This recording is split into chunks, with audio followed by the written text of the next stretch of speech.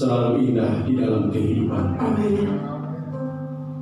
Terima kasih buat kebaikan Tuhan. Engkau terlalu baik, bahkan sangat baik atas kehidupan kami. Bahkan sampai pada saat ini, kami selalu melihat kebaikan-kebaikan Tuhan yang luar biasa nyata atas kehidupan kami. Terima kasih Tuhan, kami sudah memuji, memuliakan nama-Mu. Kami telah merasakan hadirat. Terima kasih buat lawatan Tuhan pada pagi hari ini. Sebentar kami akan mendengarkan isi hati-Mu, karena kami menyadari hari-hari ini kami sangat memerlukan kebenaran firman-Mu, karena firman-Mu yang menjadi sumber kekuatan buat kami. Urapi hamba-Mu dalam menyampaikan firman.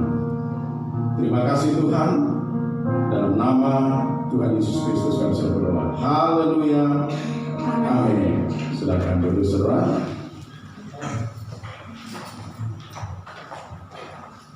Salam semuanya.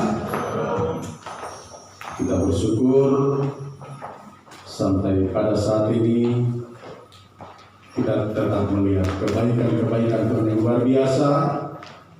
Tuhan memberikan kita kesehatan dan kekuatan. Haleluya. Langsung saja kita melihat kebenaran firman Tuhan di dalam Mazmur 37. Mazmur 37 ayatnya yang ke-23.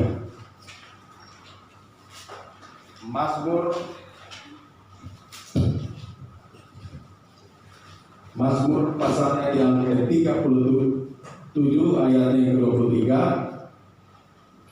Kalau sudah ketemu ayatnya, kita baca bersama-sama. 2, 3. Tuhan menetapkan langkah-langkah orang yang hidupnya berkenan kepadanya. Saya ulangi. Tuhan menetapkan langkah-langkah orang yang hidupnya berkenan kepadanya. Hari ini saya akan memberi tema khotbah saya, tiap langkahku diatur oleh Tuhan.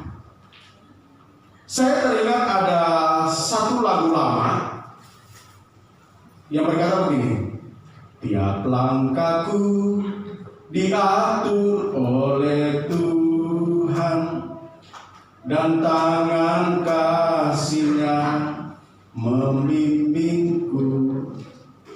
Jadi kalau kita melihat di sini saudara, ketika Tuhan yang mengatur setiap langkah-langkah hidup kita, maka saya percaya hidup kita pasti baik. Usaha kita baik, pekerjaan kita baik, ekonomi kita baik, keuangan kita baik, pacar juga pasti orang baik,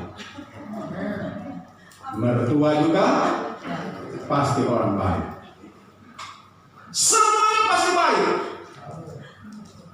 Kalau Tuhan yang mengatur langkah-langkah hidup kita. Tetapi kalau kita sendiri yang mengatur langkah hidup kita, saya percaya pasti tidak akan baik.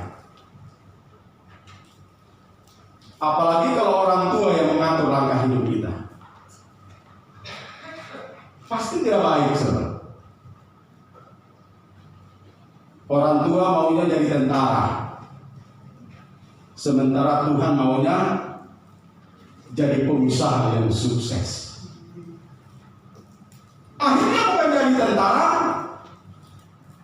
jadi hansip di kelurahan.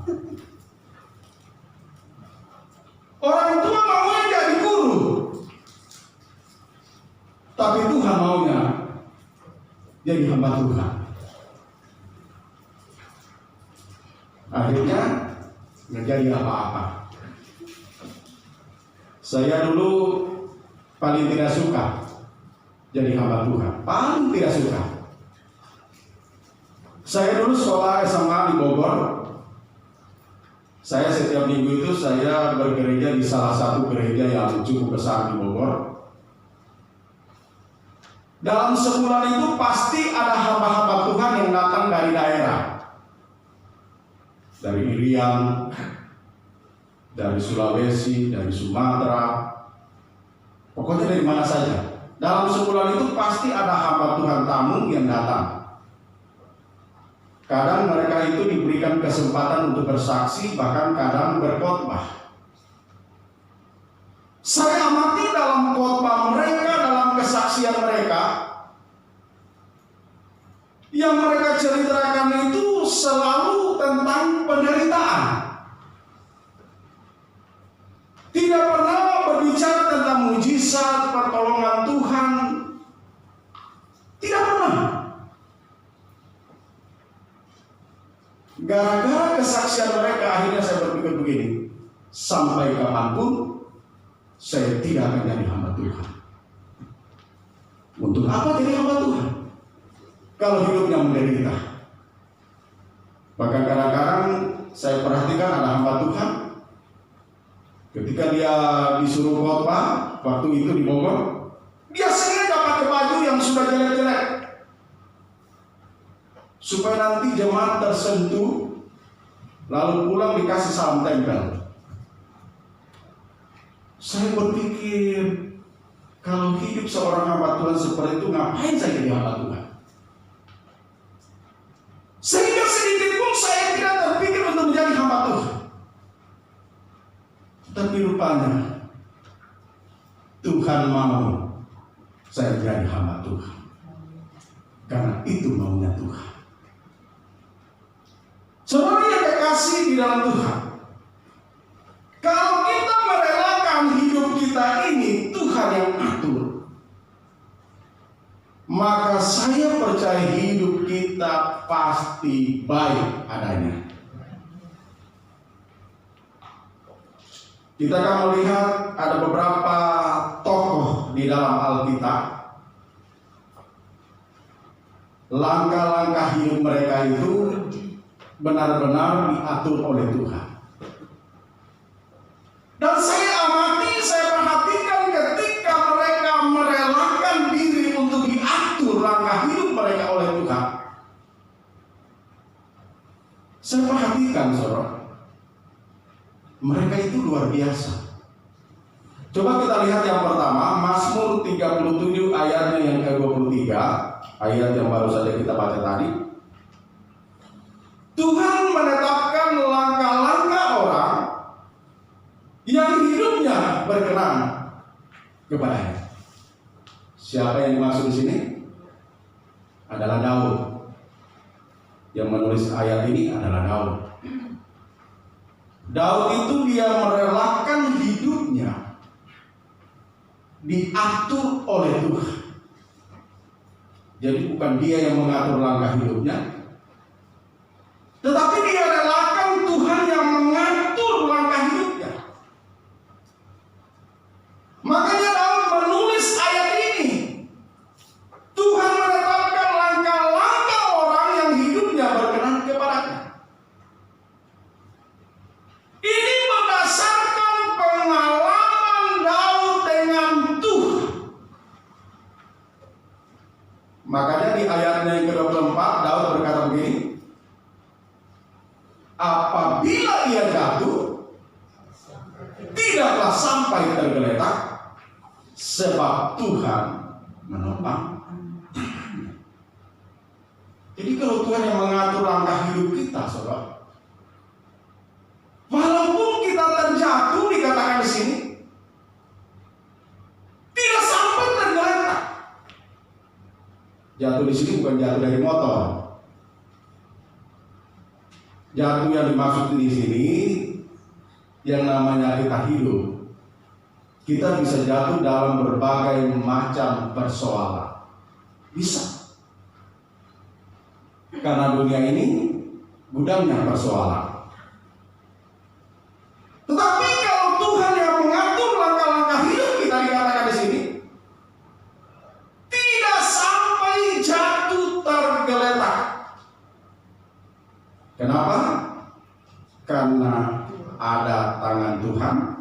yang menopang. Jadi itu enaknya saudara, kalau langkah-langkah hidup kita itu diatur oleh Tuhan. Bahkan kalau saudara perhatikan ayatnya yang ke-25, Daud bilang begini, dahulu aku muda, sekarang telah menjadi tua, tetapi tidak pernah kulihat orang benar ditinggalkan atau anak cucunya minta roti. Daud berkata,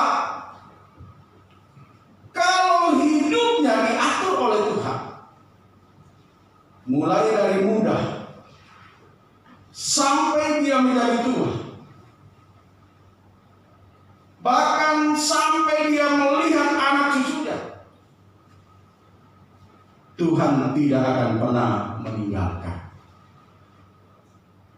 Jadi kalau langkah-langkah hidup kita diatur oleh Tuhan, percayalah, Tuhan tidak akan pernah meninggalkan engkau. Terkadang kita justru yang meninggalkan Tuhan. Bukan Tuhan yang meninggalkan kita, tetapi kita yang meninggalkan Tuhan. Makanya seringkali kita mengalami yang namanya kesulitan, kesusahan, dan sebagainya. Karena kita yang meninggalkan Tuhan. Selama kita merelakan hidup kita diatur oleh Tuhan, maka saya percaya Tuhan tidak akan pernah meninggalkan kita. Bahkan dikatakan di sini, Tuhan tidak membiarkan orang benar itu jadi peminta-minta roti. Artinya jadi pengemis. Saya belum pernah melihat orang Kristen yang sungguh-sungguh dengan Tuhan jadi pengemis, belum pernah. Pasti mereka diberkati oleh Tuhan. Walaupun kita berada di zaman yang sulit, yang sukar hari-hari ini, percaya, pasti ada saja berkat daripada Tuhan. Selama COVID ini saya perhatikan sudah lebih dari 10 orang yang memberi kami sembako. Buat kami, saudara. Saya hitung-hitung udah lebih dari 10. Nanti tiba-tiba di WA, tolong datang ambil sembakonya. Ada beras 5 kilo, ada minyak goreng, ada mie, ada sarden. Lumayan untuk 1 minggu. Ya kan?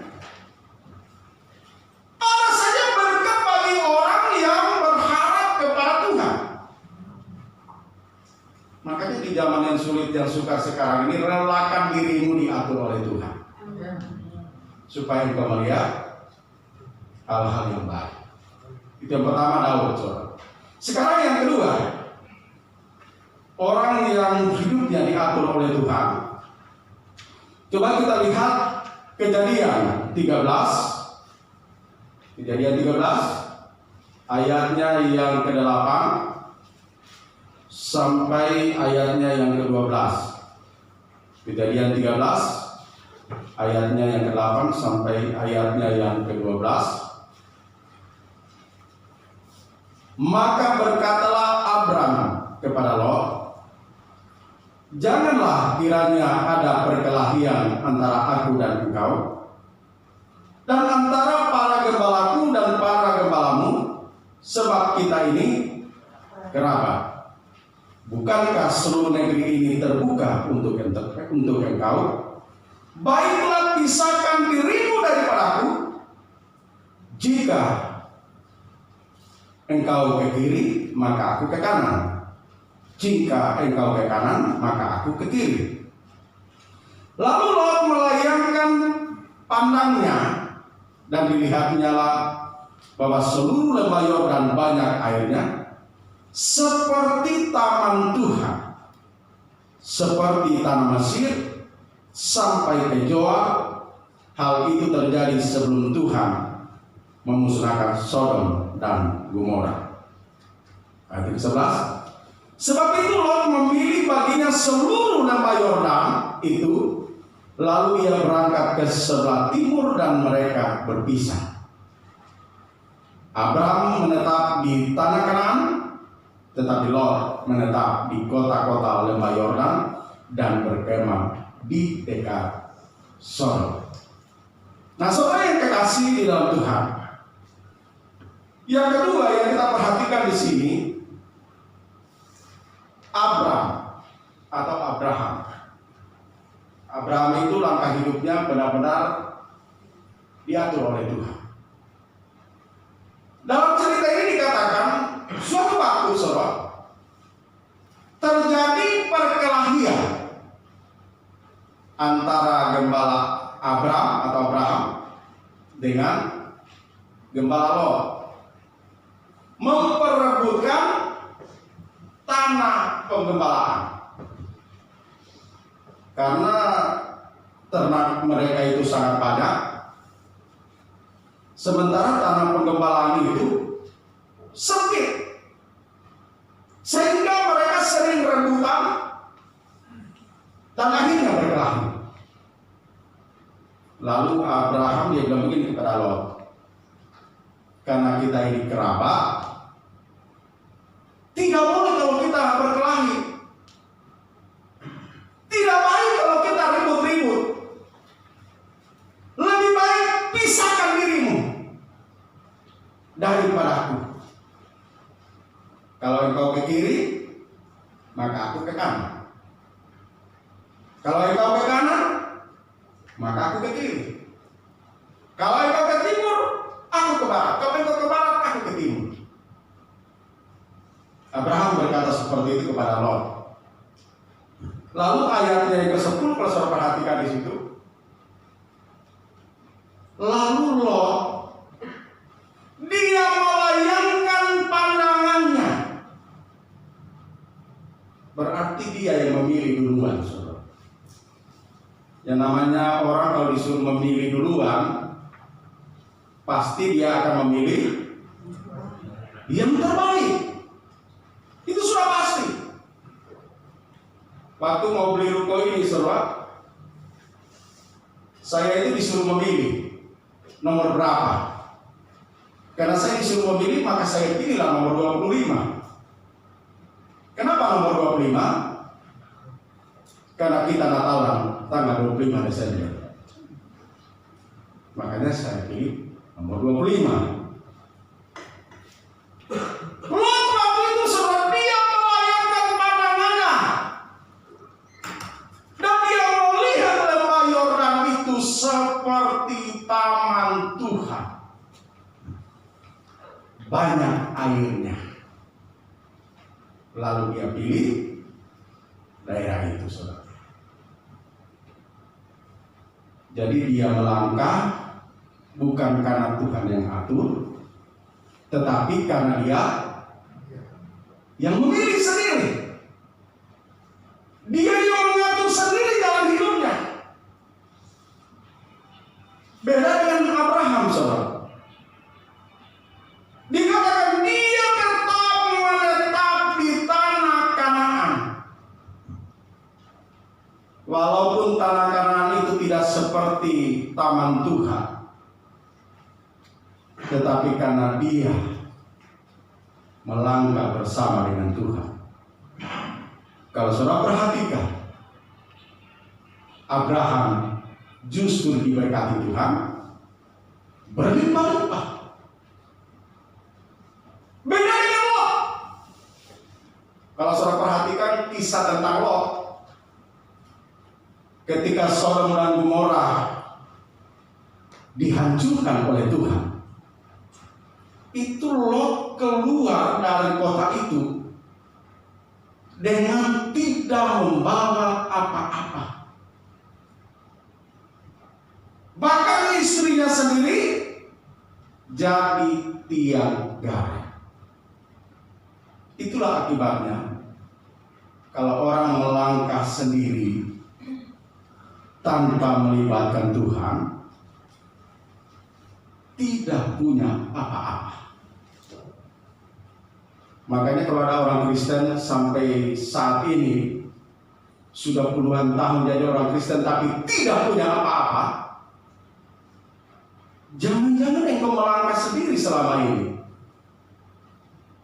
Jangan-jangan selama ini engkau tidak melibatkan Tuhan di dalam hidupmu. Makanya engkau tidak punya apa-apa. HP nggak punya. Orang lain semua sudah punya HP Samsung S10. Dia S1 aja nggak kebeli. HP nggak punya. Motor nggak punya. Pacar kagak punya. Semua nggak punya.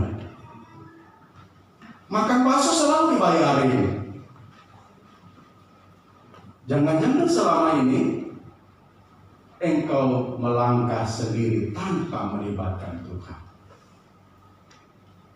Karena saya percaya bahwa kita melangkah bersama dengan Tuhan, Tuhan yang mengatur setiap langkah-langkah hidup kita.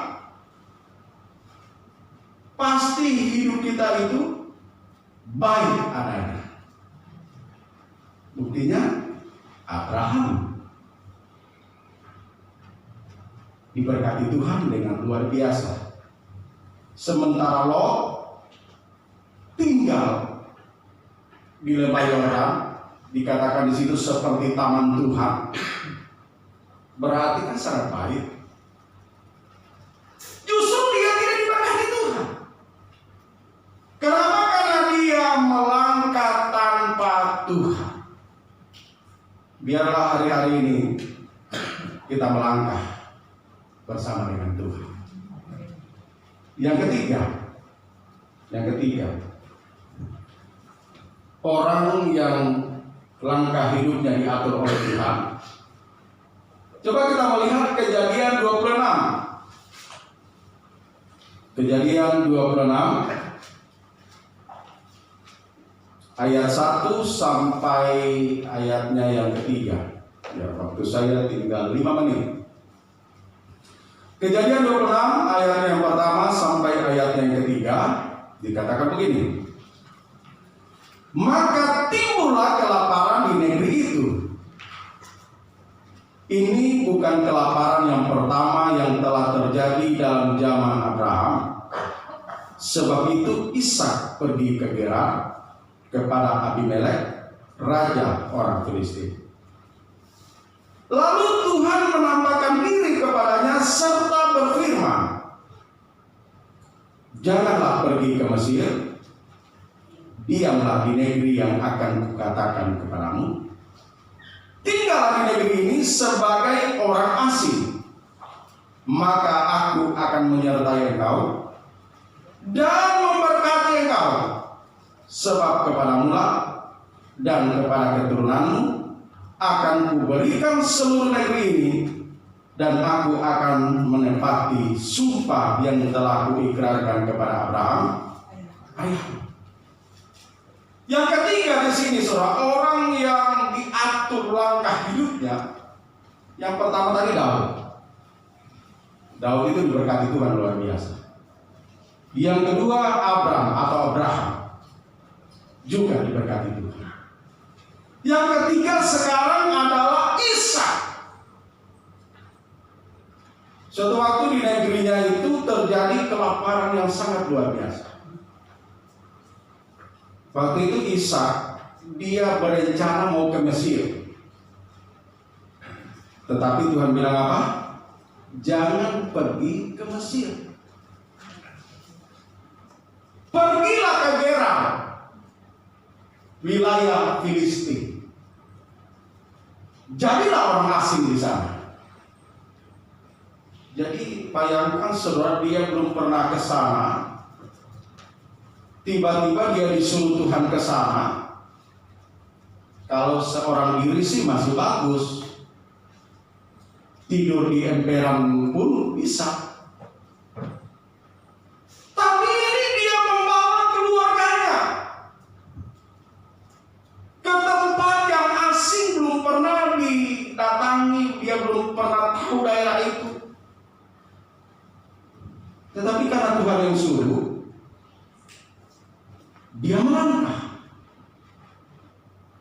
Karena Tuhan yang mengatur langkah hidupnya, dia pergi ke tempat itu. Dan apa yang terjadi? Coba kita lihat ayat Kejadian 26 ayatnya ke-12 sampai ayatnya ke-14. Maka menaburlah Ishak di tanah itu, dan dalam tahun itu juga ia mendapat hasil 100 kali lipat, sebab ia diberkati Tuhan. Dan orang itu menjadi kaya, bahkan kian lama kian kaya, sehingga ia menjadi sangat kaya. Ia mempunyai kumpulan kambing domba dan lembu sapi, serta banyak anak buah, sehingga orang Filistin itu cemburu kepadanya. Kita perhatikan di sini, karena langkah hidupnya diatur oleh Tuhan. Walaupun di daerah yang asing buat dia, justru di tempat itu dia diberkati Tuhan sangat luar biasa. Bahkan dikatakan di sini dia diberkati 100 kali lipat. Sampai orang-orang Filistin itu cemburu. Saudara yang kekasih di dalam Tuhan, kita berada di kota Bekasi ini adalah orang-orang asing semuanya. Rata-rata kita semua di sini adalah pendatang. Saya datang dari Sulawesi, datang ke Bekasi. Saudara datang dari Sumatera, datang ke Bekasi.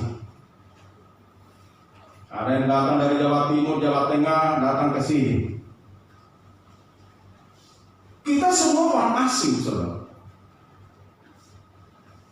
Tapi kalau kita merelakan hidup kita diatur oleh Tuhan, di kota Bekasi kita pasti diberkati oleh Tuhan.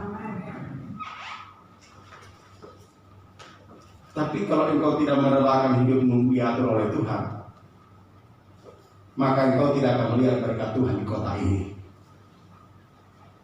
Atau jangan-jangan Tuhan tidak menyuruh saudara di kota ini. Jangan-jangan Tuhan menyuruh saudara di Cimahi atau di Sibolga, tapi saudara memaksakan diri datang ke Bekasi. Makanya kalau kita mau melangkah itu, biasakan bawa di dalam doa, Tuhan, di mana yang Tuhan kehendaki untuk saya pergi. Bawa itu di dalam doa. Saudara mau buka usaha, berdoa sama Tuhan. Kira-kira usaha apa yang cocok di zaman yang suka hari-hari ini? Berani libatkan Tuhan. Saya percaya pasti Tuhan akan tuntun saudara dan saya. Tapi kalau cuma mengira-ngira, oh kayaknya jualan nasi goreng, rupanya nggak laku. Oh kayaknya di zaman yang sulit seperti ini, kayaknya jualan masker, ya kan? Belum tentu laku, saudara. Walaupun di mana-mana orang jual apa? Pakai masker, belum tentu. Jadi perlu yang namanya keuntungan Tuhan. Perlu yang namanya kita melibatkan Tuhan. Saya belajar dari dulu, saudara, sampai kepada hal-hal yang paling kecil, saya belajar untuk selalu melibatkan Tuhan. Karena saya merasa saya ini orang bodoh. Saya itu benar, saudara. Saya itu orang bodoh. Saya sekolah di SMA itu nilai saya itu 6, 7 olahraga. Saya setiap kali saya menasihati anak saya, belajar dari kamu kita. Namanya Pak Pip pintar. Saya sadar, saudara, saya ini bukan orang yang hebat, bukan orang yang pintar. Itu sebabnya saya belajar untuk melibatkan Tuhan. Tapi kalau kita belajar melibatkan Tuhan walaupun kita bodoh, jangan pintar. Amin, saudara. Tapi kalau engkau pintar tidak melibatkan Tuhan, lebih dari orang bodoh. Karena ada ayatnya kan, seperti itu. Makanya belajar melibatkan Tuhan di dalam hidup ini, saudara. Belajar. Saya percaya hidupmu pasti akan semakin baik. Amin. Puji Tuhan. Saya tidak panjangkan firman Tuhan. Mari kita berdoa. Bapa di surga, terima kasih buat kebenaran firman-Mu. Biarlah kami belajar di dalam hidup ini melangkah bersama dengan Tuhan. Ketika kami selalu melibatkan Tuhan dalam hidup ini, maka kami akan melihat perkara-perkara yang besar, mujizat Tuhan, hal-hal yang baik akan terjadi di dalam hidup kami. Berkati seluruh jemaat GPI Widya Pratama. Terima kasih Tuhan. Sementara kami akan lanjutkan dengan perjamuan suci, perjamuan kudus. Kami menyadari kami banyak kekurangan, banyak kelemahan. Sucikan dan kuduskan kami, layakkan kami hadapan-Mu. Urapi kami semua. Terima kasih Bapa, terpuji nama-Mu. Dalam nama Yesus kami sudah berdoa. Haleluya. Amin.